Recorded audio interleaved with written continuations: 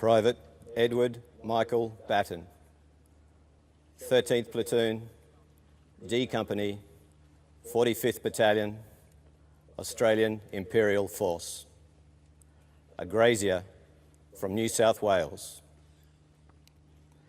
killed in action on the 12th of October, 1917, aged 40. Second Lieutenant Frederick Falconer, Military Cross, 17th Service Battalion of the Royal Irish Rifles, killed in action, flying over enemy lines near Ypres on the 21st of August, 1917, age 22. Private James Munro, 1 South African Infantry Regiment, killed in action on the 20th of September 1917. His commanding officer wrote home, "Your son was a general favorite, and we shall all miss his cheerful personality."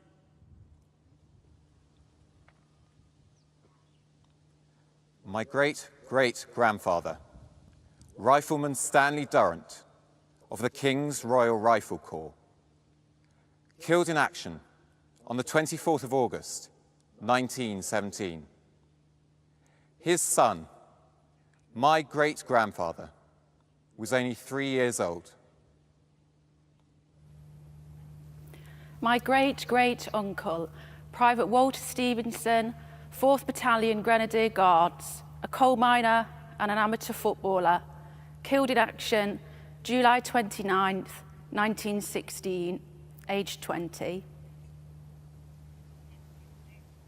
Private Daffyd Griffith of the 7th Battalion, the King's Shropshire Light Infantry, killed in action on the 26th of September 1917. His younger brother was killed 3 months later. My great-great-uncle and namesake, Sergeant William Rhodes, Cheshire Regiment, awarded the Distinguished Conduct Medal, killed in action 31st of July 1917, 100 years ago today.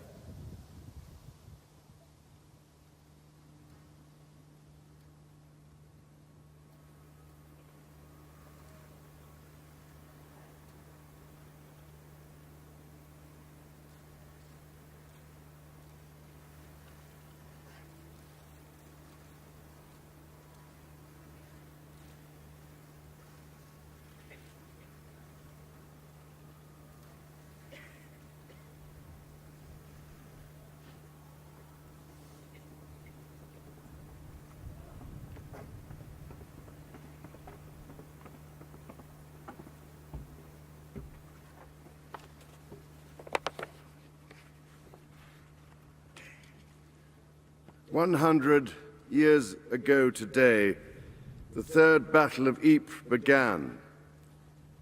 At 10 to 4 in the morning, less than 5 miles from here, thousands of men drawn from across Britain, France, and the Commonwealth attacked German lines. The battle we know today as Passchendaele would last for over 100 days.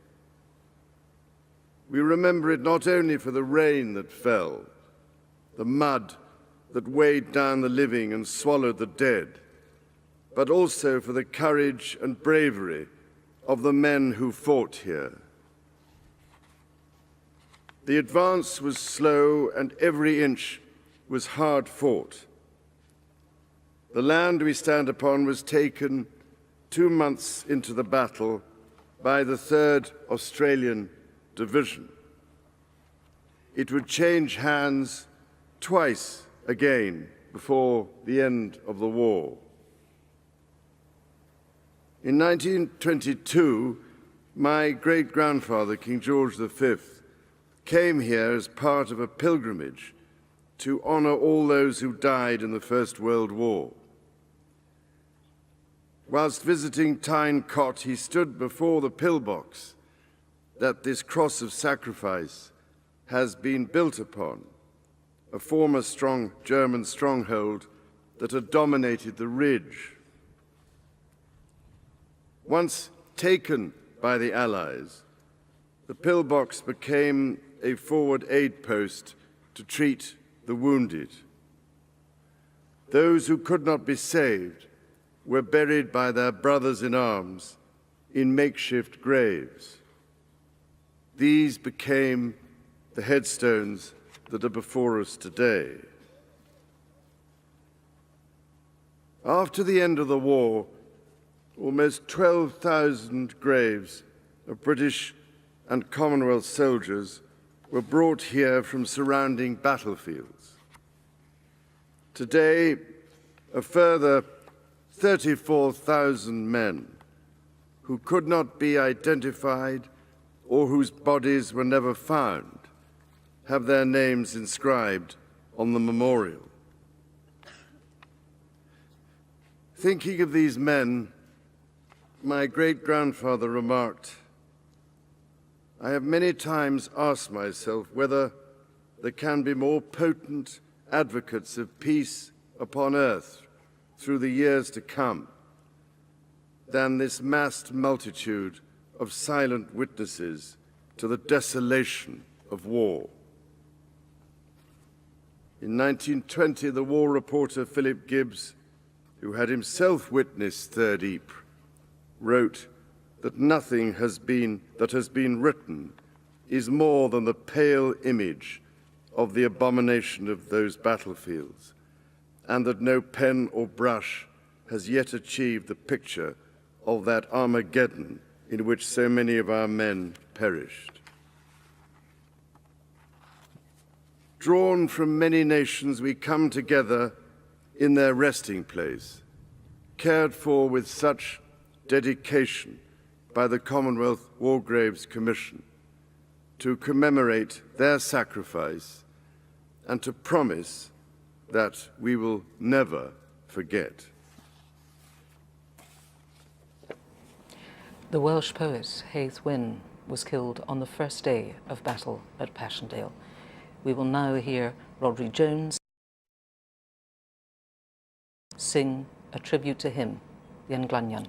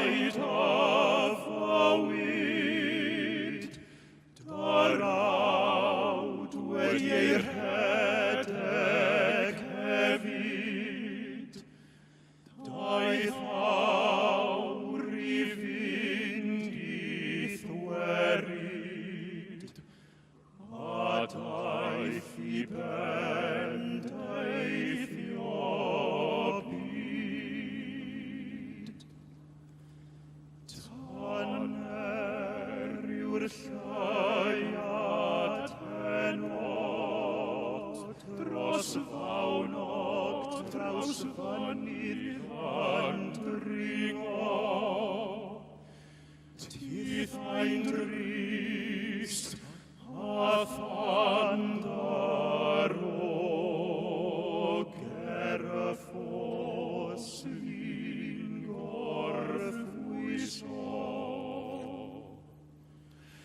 Trausfynnu dros ei feini, trafeiliais ar foelydd erari, troedio nest ei redyn hi aist ymheth oni.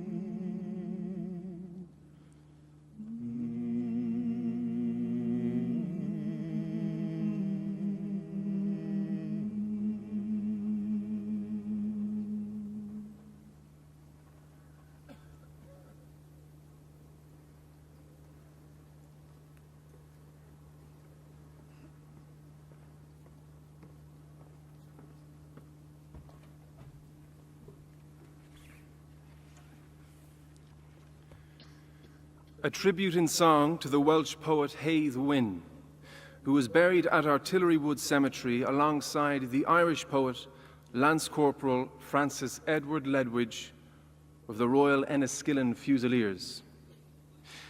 Ledwidge was an Irish nationalist who enlisted when war broke out in 1914. Both poets were killed in action 100 years ago today. A Soldier's Grave by Francis Ledwidge. Then in the lull of midnight, gentle arms lifted him slowly down the slopes of death, lest he should hear again the mad alarms of battle, dying moans, and painful breath. And where the earth was soft for flowers, we made a grave for him that he might better rest. So spring shall come and leave its sweet arrayed, and there the lark shall turn her dewy nest.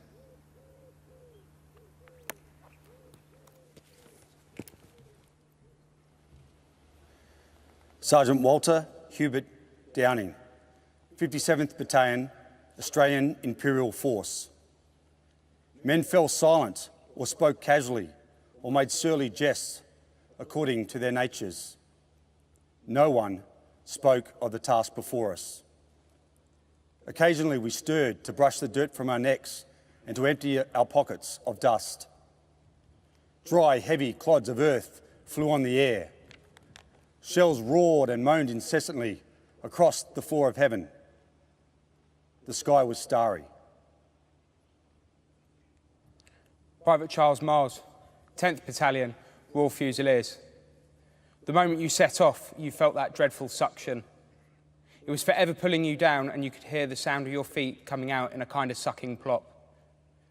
It seemed much louder at night, when you were on your own.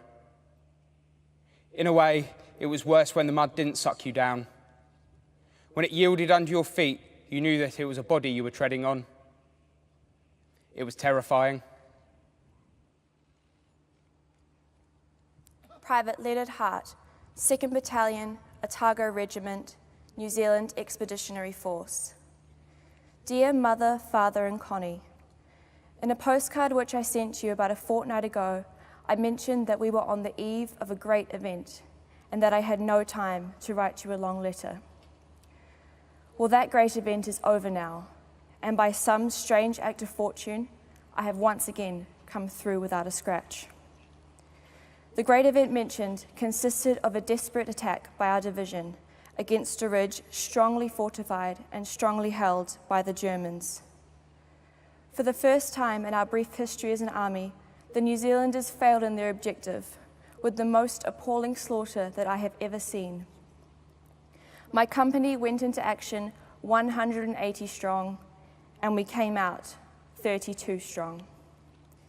Still, we have nothing to be ashamed of, as our commander afterwards told us that no troops in the world could possibly have taken this position. But this is small comfort when one remembers the hundreds of lives that have been lost and nothing gained. I remain your affectionate son, Len. Sister Jean Calder, casualty clearing station at Remy Siding. We'd had boys coming in all week, of course, and we'd been busy. But the ones we got at the weekend were in a shocking state, because so many of them had been lying out in the mud before they could be picked up by the first aid orderlies. Their clothes were simply filthy.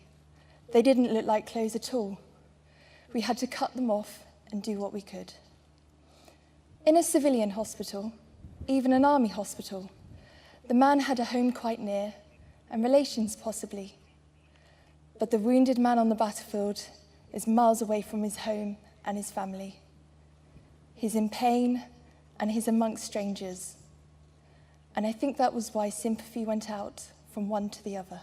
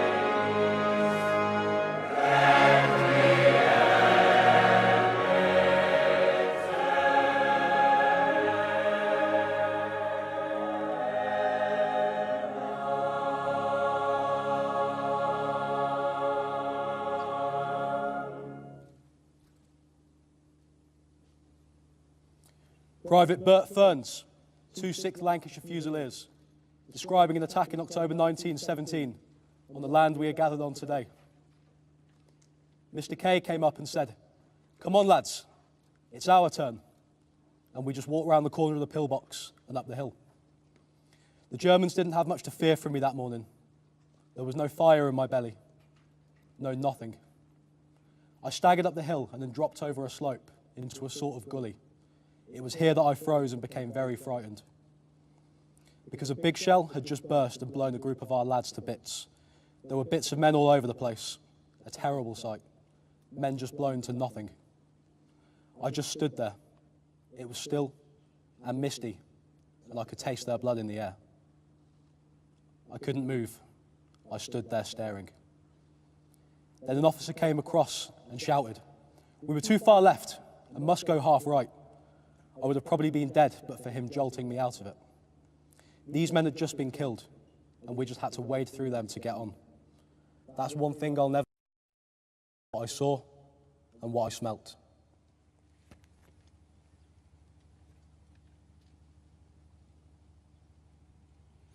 Private Frank Hodgins, 11th Canadian Field Ambulance, Canadian Army Medical Corps. I was at a place called Tyne Cot. We had 2 pillboxes there. It was a group of pillboxes. The doctor and his helpers were in one, and we stretcher bearers were in another, about 100 feet away. We put the stretcher case in a depression in the ground.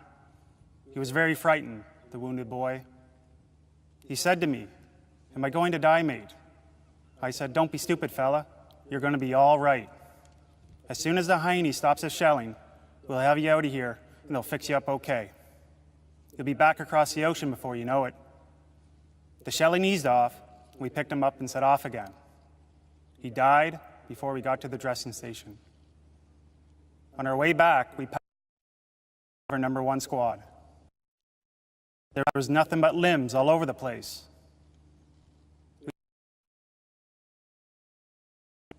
Hell was never like that.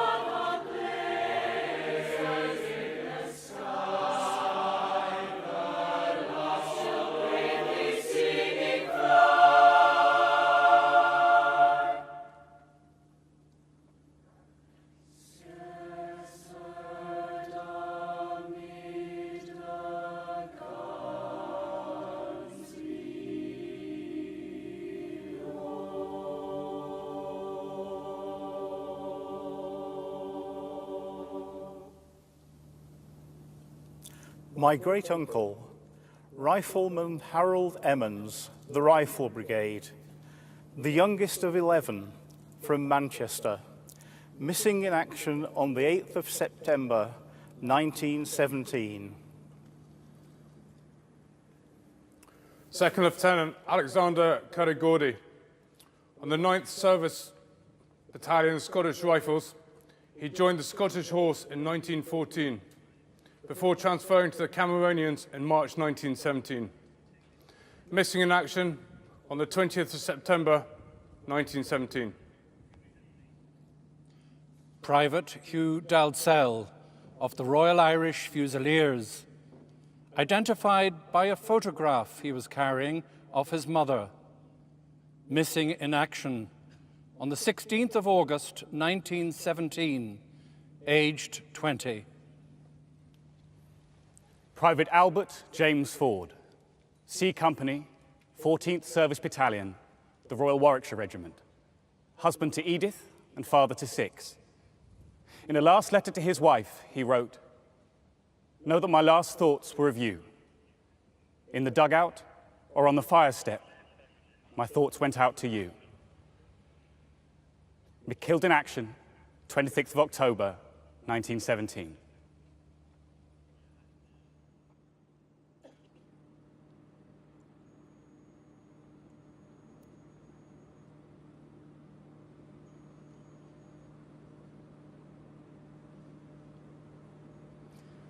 Private Ernest Gaze, 10th Corps Cyclist Battalion, Army Cyclist Corps, killed in action, aged 19. Dear friend, I am addressing you as friend, as any friend of my boys is my friend. I thank you for sending us word of how our dear Ernest died. It is dreadful, though, to lose our dear boy in this way. We would not believe it till we had the letter from someone who saw him. Did you see my boy after he died? Could you tell us how he was? I should like to know what time of the day or night it happened, or thereabouts. I am sure we are all the while thinking of you dear lads, hoping and praying for you to be kept safe. And then when these awful tidings are sent us, it shakes our faith. But then again, when we get calm, we know that God is still in his heaven, and he orders all things for the best. I sent Ernie a parcel off on the 21st of August. If you could see anything of it, will you share what is good between you and his friends? I shall never forget you, and hope you will write often to me. So thanking you, I close. Yours truly, Mrs. Gaze. P.S. Write soon.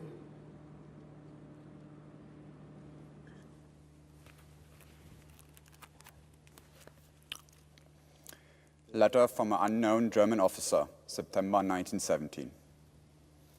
Dear Mother, on the morning of the 18th, the dugout containing 70 men was shot to pieces over our heads. I am the only one who withstood the maddening bombardment of 3 days and still survives. You cannot imagine the frightful mental torment I have undergone in those few hours. After crawling out to the bleeding remains of my comrades and the smoke and debris, and wandering and fleeing in the midst of the raging artillery fire in search of refuge, I am now awaiting death at any moment. You don't know what Flanders means. Flanders means endless endurance. Flanders means blood and scraps of human bodies. Flanders means heroic courage and faithfulness unto death. Your Otto.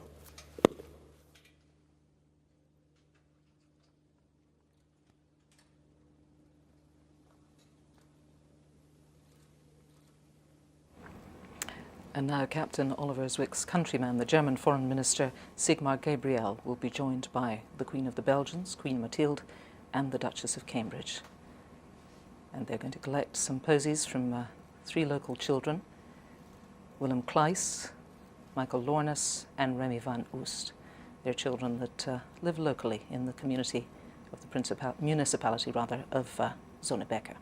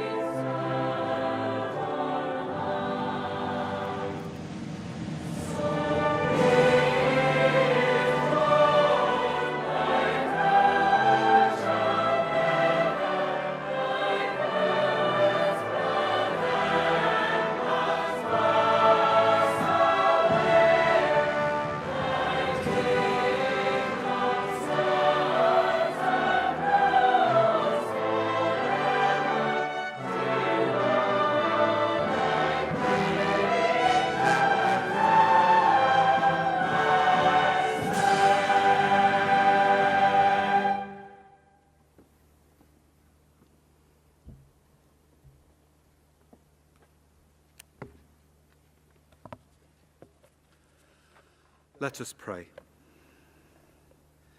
Faithful God, compassionate and merciful, hear us as we remember those valiant hearts who fell in the heat of the conflict and died here in the mire and clay of the trenches.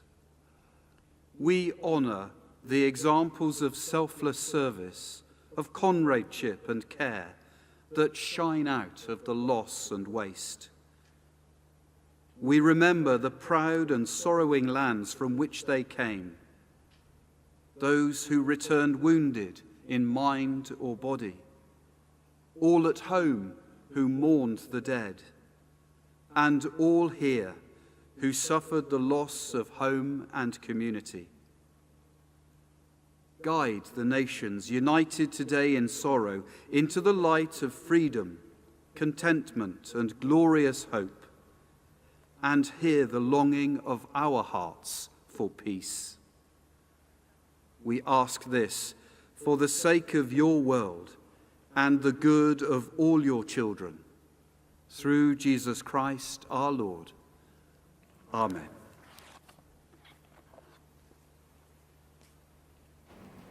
And we'll now hear from the British Prime Minister, Theresa May. She is going to be reading from Ecclesiastes. And you can listen out for the phrase in that, "Their name liveth for evermore," that is carved on the stone of remembrance here at Tyne Cot.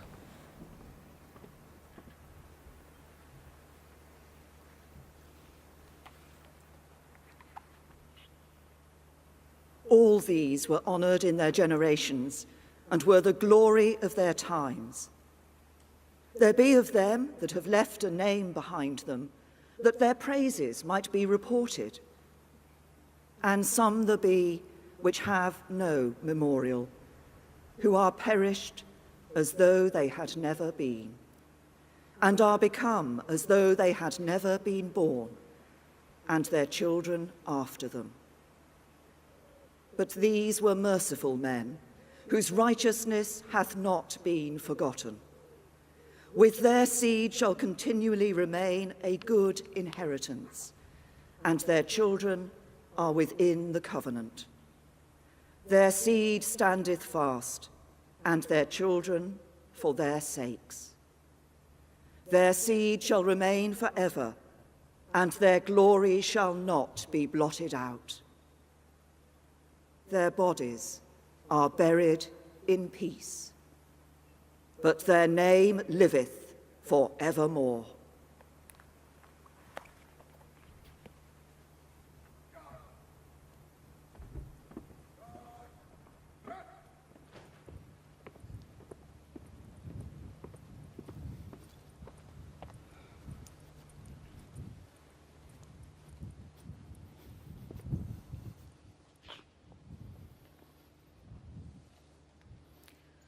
They shall grow not old, as we that are left grow old.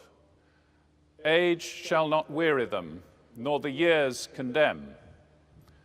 At the going down of the sun, and in the morning, we will remember them.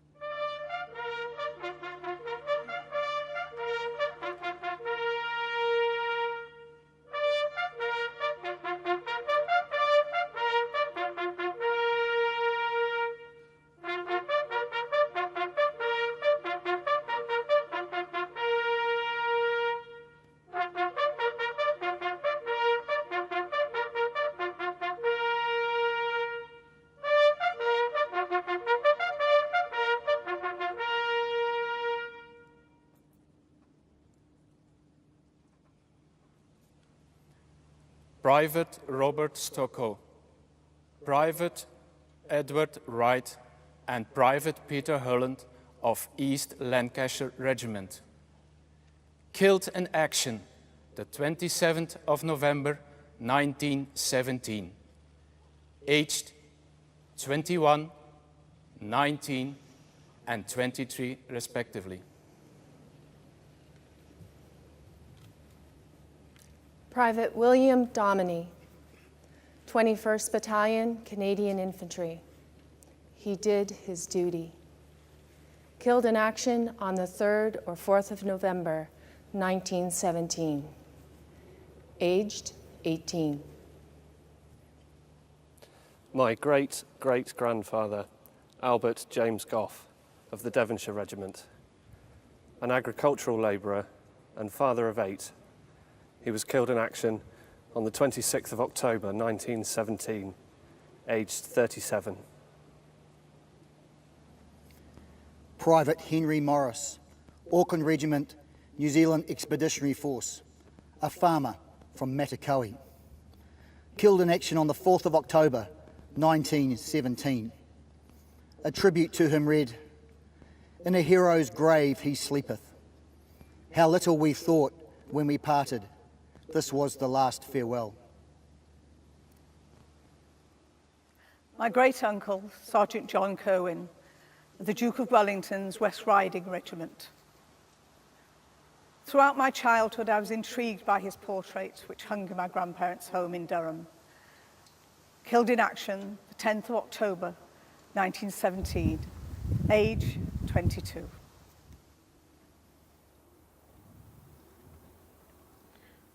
A soldier of the Great War, known unto God.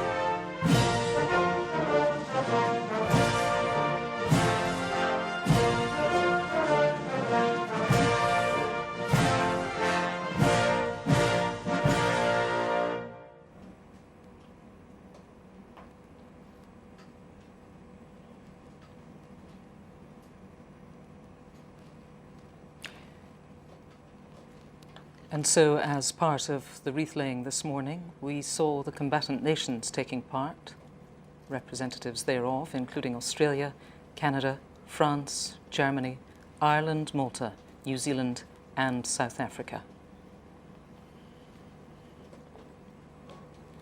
In a few moments' time, we will be witnessing a flypast by the Belgian air component. We'll see 4 F-16 planes. They'll be flying approximately 1,500 feet above Tyne Cot Cemetery in Flanders.